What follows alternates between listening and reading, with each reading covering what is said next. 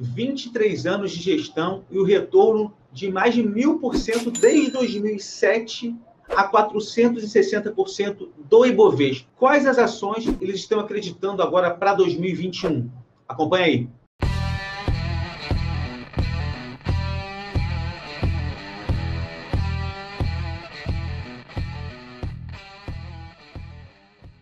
Fala pessoal, bem-vindo ao canal da Carteira Z. Eu sou o Rafael Zatarra, é um prazer tê-lo aqui conosco, é um prazer ter a sua audiência aqui. Hoje a gente vai falar com o gestor da Finacap, o fundo aí, uma gestão com bastante experiência no mercado. Eu queria que antes de passar para ele, você compartilhasse, curtisse esse vídeo, porque vai ter muito conteúdo de qualidade para vocês hoje, trazendo essa experiência aí de tanto tempo.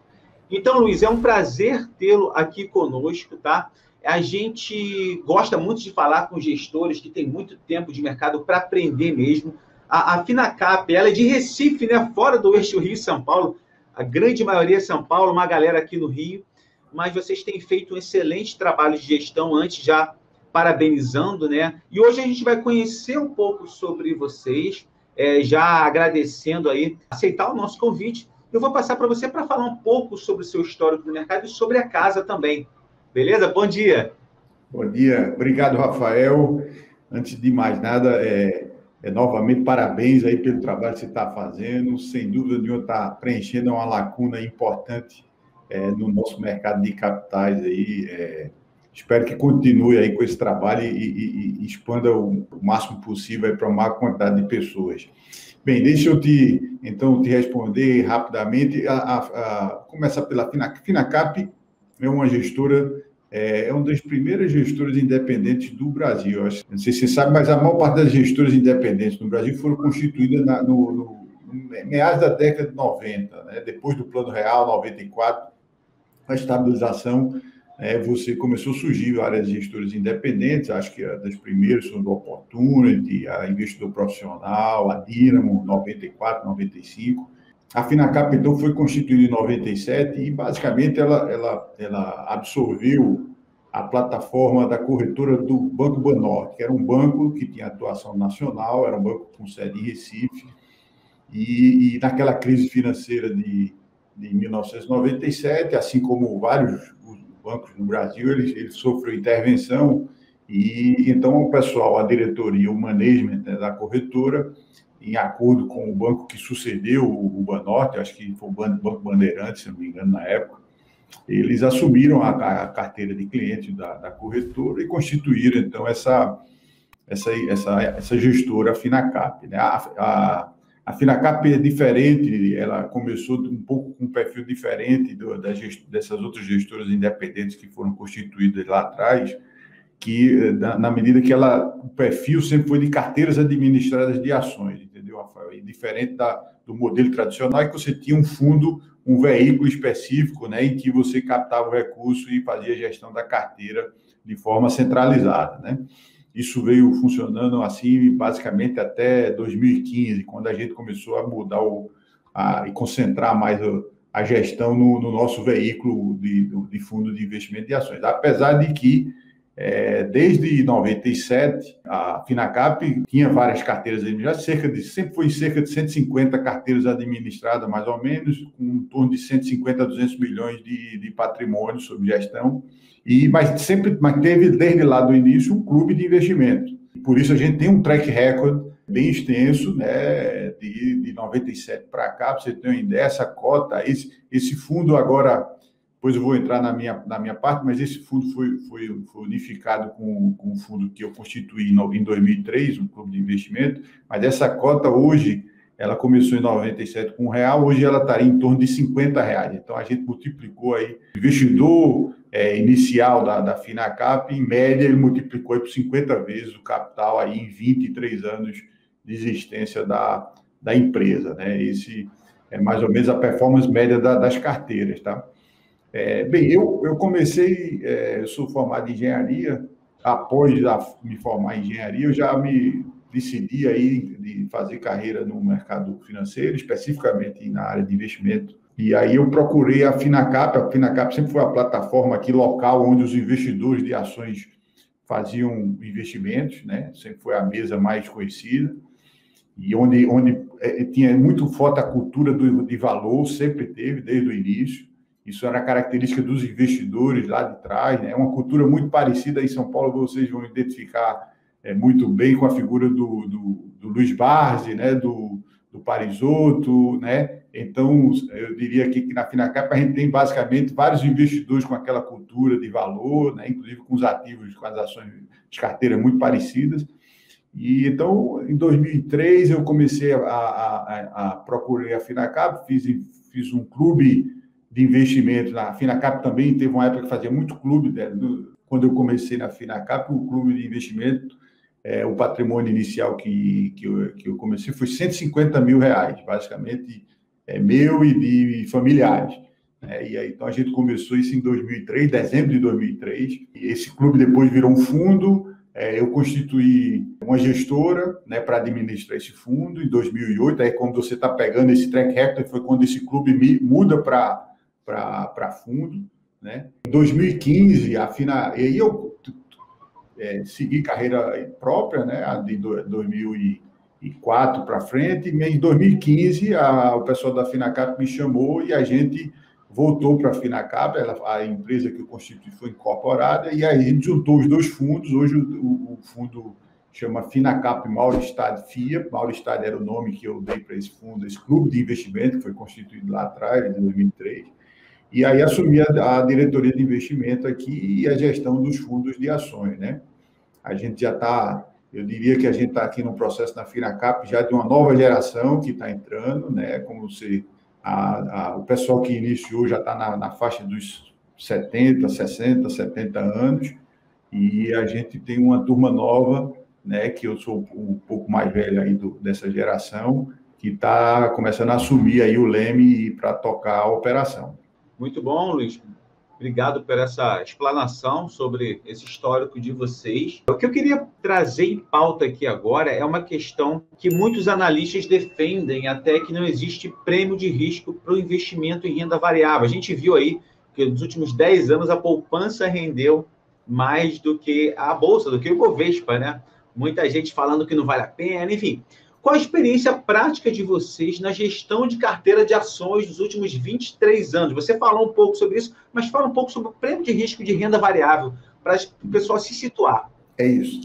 A gente fez um artigo, acho que essa discussão foi mais intensa um ano atrás, né? Mas sempre é recorrente, né? Principalmente quando o CDI sobe, aí você começa a ter essa discussão se vale a pena investir em bolsa no Brasil, né?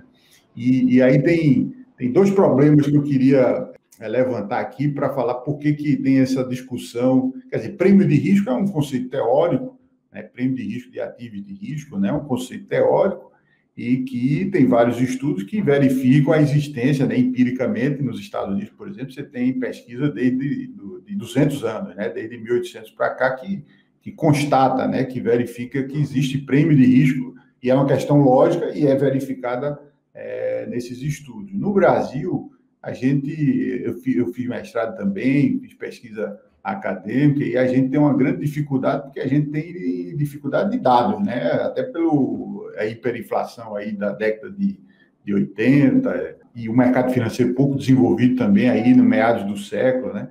Então, a gente tem pouca informação e pouca forma de medir, pouco trabalho também histórico de medição desse prêmio, né, da rentabilidade dos ativos de risco em relação à taxa de juros básica, né? Mas aí qual é o problema aqui? Os dados que a gente tem, que o pessoal começa a olhar para dizer que não tem, né, contestar a questão de existir prêmio de risco, é a partir de 94, justamente quando entra o Plano Real. Você tem inflação civilizada, você tem CDI, né, para você poder comparar, né, você tem taxa de juros aí para você comparar com a performance, e aí você usa o Ibovespa para comparar a performance dos ativos de risco, que é vamos dizer, o proxy dos ativos de risco. Aí, o primeiro problema, né, se você pega a partir de 94, né, 94 foi justamente eu costumo fazer analogia com nos Estados Unidos, o plano Volcker, né? Nos Estados Unidos, na década de 70, final da década de 70, você estava com a inflação chegando a 20%, e o Paul Volcker, né, um presidente do Banco Central, lendário, né? Ele chegou a subir a taxa de juros do Banco Central, a taxa básica dos Estados Unidos, para mais de até quase 20%, justamente para poder forçar a inflação voltar para níveis civilizados, lá de 3%, 4%.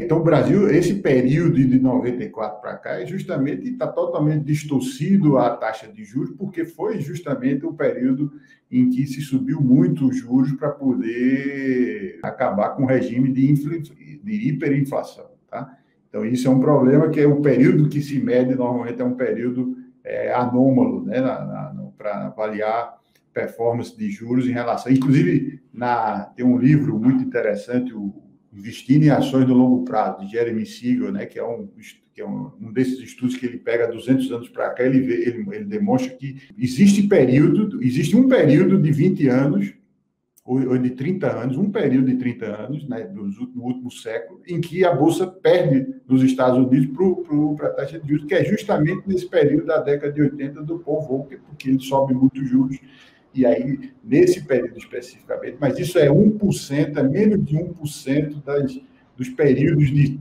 30 anos que ele mede nessa amostra aí de mais de 200 anos de pregone, né? Então, esse é um dos problemas. O outro problema é o seguinte: o Ibovespa é um índice que hoje está menos concentrado em setores específicos da economia, mas ele principalmente no passado, ele não representava bem os ativos de risco no Brasil. Se você for ver, era muito concentrado em poucas ações, né? E aí a gente fez, num artigo que a gente escreveu, aí falando da experiência nossa, a gente viu, eu falei para você, a gente tem essa track record nosso de 1997 para cá, que pega 23 anos, então já é estatisticamente significante, é um período que dá para realmente ter uma robustez na informação estatística. A gente tem uma média de retorno de 18%, que supera o CDI no período. E muito interessante, que é muito parecido com o prêmio lá do Siegel, chega nos Estados Unidos, em torno de 7% acima do CDI, né? Nesses períodos de 23 anos. E a gente viu, inclusive, que isso não é um caso nosso. Se você a gente pegou 43 fundos, se eu não me engano, que tem desde 97 para cá.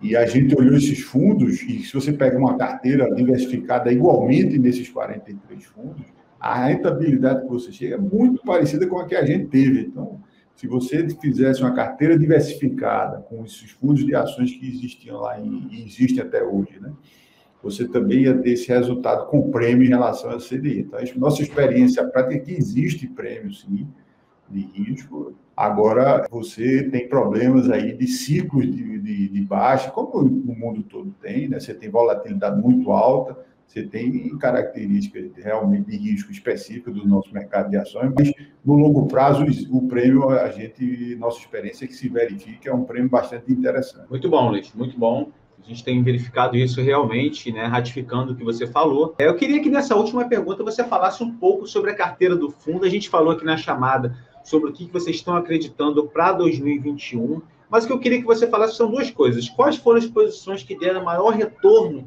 nesse período de existência de vocês, alguns casos emblemáticos mesmo, e o que vocês enxergam como oportunidade para esse ano de 2021, para os próximos, é claro? O interessante, nossa filosofia de investimento é investimento em valor, né? Até tem uma discussão aí, né, que se em valor, as ações de crescimento também não deixa de ser ação de valor, porque quando você calcula o valor, você tem que incorporar a taxa de crescimento e tudo mais. Mas o fato é que você acompanha muitos gestores, você deve concordar comigo que tem gestores que dão mais ênfase a crescimento, tem gestores que dão mais ênfase a ativo, né? A gente é mais na linha da ênfase em ver os ativos existentes e tentar... nós temos uma tendência de adquirir ações que têm preço de mercado defasado em relação aos ativos econômicos e à geração de caixa atual. Por isso que um dos índices que a gente usa muito é o dividend yield, né, como para ajudar no screening aí de ativos que entram no nosso foco, gama de prospecção, né? Então, por exemplo, Petrobras sempre foi uma ação que agora, nesse último ciclo, talvez tenha sido a principal contribuição para a nossa performance nos últimos 5 anos, que é muito boa. Mas eu, por exemplo, em 2008, acho que foi o primeiro short que eu fiz na minha vida, foi em Petrobras, quando ela estava em 2008. Eu não sei se você lembra, era a época do auge das commodities, e a Petrobras e a Vale estavam com preços altíssimos, e aí hoje a gente não faz short, o fundo até por uma questão de regulamento não faz, mas na época a gente tinha essa liberdade e fazia short em algumas empresas que a gente entendia que estavam super valorizadas. Então, há outro caso que a gente fez short, que é a Brasil Foods, sempre foi uma empresa, uma franquia, né, como o pessoal da comunidade de valor fala, né, que a gente sempre investiu nessa via.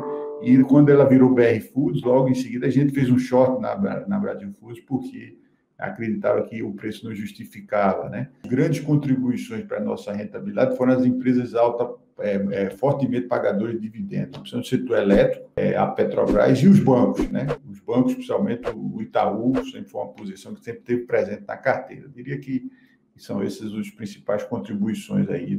E é isso, inclusive, que a gente está vendo para 2021. A gente acredita que são empresas que ainda estão baratas. A gente acredita, eu vi você falando muito sobre Howard Marks, a gente não faz time, não, a gente usa muito a análise de valor, mas a gente acredita muito na tese dos ciclos econômicos, dos ciclos de mercado, e a gente acredita que está no ponto inicial aí do ciclo e tem boas perspectivas para esse estilo de investimento em valor aí nos próximos anos. Já que você falou de setor bancário, né, que vocês acreditam que esteja barato ainda, qual banco? Você falou de Itaú, que contribuiu para o fundo aí nos últimos anos. Qual banco que vocês gostam mais, acham que está mais preparado aí para essa transformação digital? O que vocês enxergam com relação a isso? O que a gente viu ao longo do tempo, Rafael, é que o pessoal do Itaú, eles são muito competentes na alocação, no asset allocation, né? na disciplina de alocação de capital. A gente escreveu um pouco agora sobre o case da Redecard, né? da Mastercard, da empresa do Rede, que eles abriram capital, fizeram o IPO, depois incorporaram a empresa, e a gente até especulava nessa análise dessa operação que eles podiam fazer a mesma coisa com a XP, né? E acabou acontecendo, de fato, e a gente está muito feliz aí com essa decisão aí do Itaú de fazer esse split e distribuir essas ações da XP para os acionistas. Então, eles sempre tiveram eles foram muito bons em alocar capital, sempre foram muito ágeis, tá certo? Aí diferencia um pouco do Bradesco. Eu me lembro muito bem do caso da Porto Seguro, por exemplo, que negociou com o Bradesco durante 1 ano e em poucas semanas o pessoal do Itaú fechou o negócio e é um negócio espetacular. A seguradora tem uma performance também espetacular. Eles não têm muito problema que é uma operação tipicamente bancária, e eles praticamente transferiram para um player que eles consideram mais eficiente na exploração desse serviço. Então, eles lá atrás já falavam muito em usar Itaúsa como um veículo de alocação de recursos, quando o banco começasse, a rentabilidade bancária começasse a diminuir. Então, a gente acredita que isso vai acontecer agora, se esse movimento estrutural aí de mudança do sistema financeiro continuar, eles devem começar a distribuir mais dividendos e concentrar aí a alocação no veículo da Itaúsa. Então, a gente entende que eles são realmente diferenciados, tá? E oferecem uma relação hoje de preço de risco-retorno a melhor possível. Muito bom, Luiz, muito bom. A gente viu até que as contribuições aí dos últimos meses aí para vocês, né, foram... Eu estava olhando Eletrobras, Petrobras, Vale, a própria Itaúsa, que você falou agora. Queria agradecer, foi muito interessante essa nossa live aqui para elucidar os investidores, o que vocês estão olhando, qual é o histórico de vocês. Acho que isso agrega bastante em cada pessoa que está querendo entrar no mercado, que está se imbuindo aí de um espírito de investidor e trazendo isso para a família também. Enfim, queria que você falasse agora, para terminar, um pouco onde está sendo oferecido o fundo, o pessoal que quiser conhecer mais um pouco da Finacap. Ótimo, Rafael. Obrigado pela oportunidade. Bem, a gente realmente começou um trabalho agora de colocar nosso fundo nas plataformas, a gente está no BTG digital, sob demanda, para o agente autônomo, a gente está na Guide aberta, a gente está na Terra e na Nova Futura, né?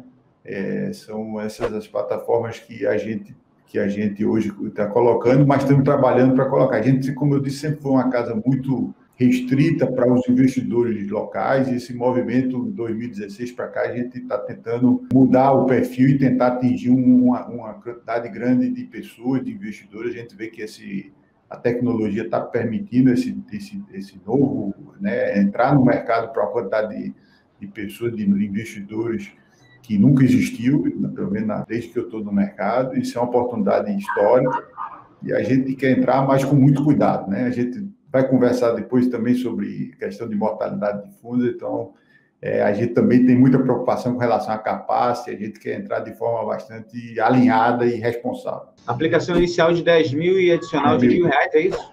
É isso. Perfeito. Luiz Fernando, muito obrigado da Finacap, pessoal. Queria que vocês mais uma vez curtissem e compartilhassem esse vídeo. Comenta aqui embaixo se você teve alguma dúvida também. Um abraço, até mais, Luiz. Obrigado. Obrigado, Rafael.